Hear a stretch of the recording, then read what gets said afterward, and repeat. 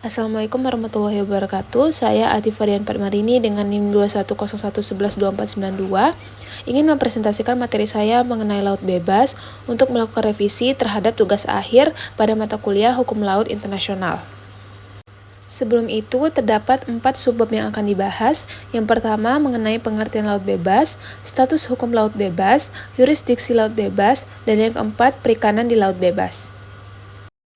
Laut bebas sendiri dikenal sebagai wilayah laut yang berada di luar zona ekonomi eksklusif yang sudah diakui secara internasional sebelum adanya kodifikasi hukum laut internasional.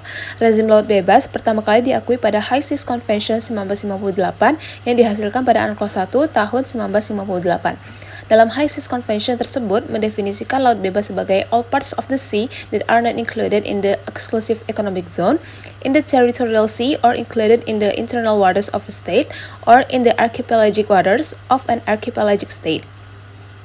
Laut bebas yang sudah didefinisikan oleh High Seas Convention 1958 diadopsi kembali oleh UNCLOS 1982 tepatnya pada bab 7 dengan adanya modifikasi. Modifikasi tersebut dengan tujuan penyesuaian karena munculnya zona maritim baru yakni ZEE dan juga negara kepulauan.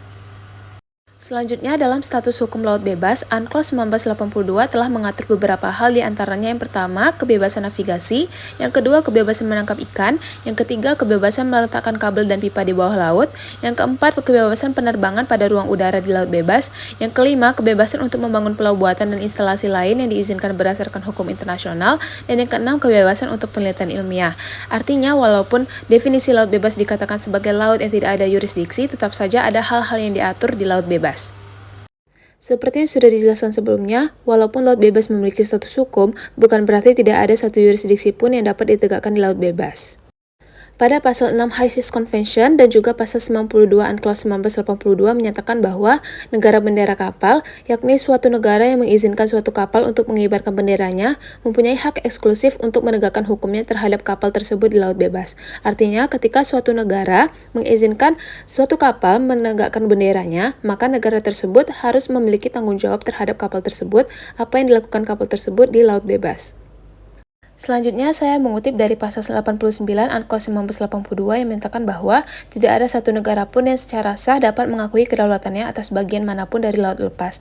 Maka ini definisi yang dapat kita pahami bersama berdasarkan dari hukum laut internasional. Kebebasan yang terjadi di laut bebas memunculkan kekhawatiran terhadap perikanan di laut bebas. Maka mengenai hal ini, pemanfaatan SDA di laut bebas bukan berarti negara tidak boleh melakukan kegiatan pemanfaatan SDA. Dan bukan berarti pula negara-negara bebas melakukan eksploitasi terhadap SDA di laut bebas. Sekian yang dapat saya sampaikan mengenai laut bebas, mulai dari pengertian, status hukum, yurisdiksi, dan juga perikanan di laut bebas. Mohon maaf jika ada kesalahan, saya akhiri dengan Assalamualaikum warahmatullahi wabarakatuh.